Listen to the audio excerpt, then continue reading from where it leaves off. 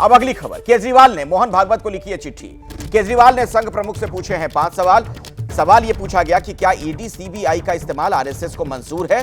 सवाल यह भी पूछा गया कि 75 पार वाला फॉर्मूला मोदी पर लागू क्यों नहीं। बेईमानी से सत्ता हासिल करना आरएसएस को मंजूर है।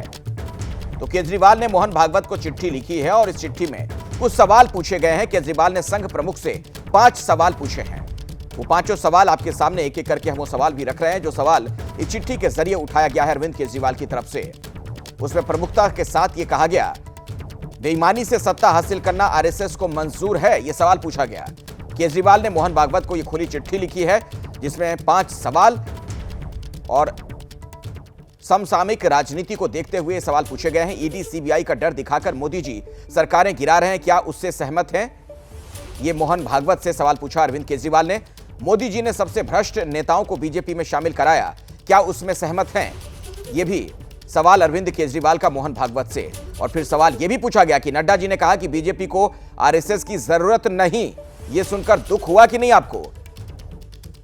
और क्या 75 साल वाला नियम मोदी जी पर लागू होगा? यह भी अरविंद केजरीवाल का सवाल जो इस चिट्ठी के माध्यम से मोहन भागवत से वो पूछ रहे हैं। आरएसएस की कोख से बीजेपी पैदा हुई, क्या आज की बीजेपी के कदमों से आप सहमत हैं?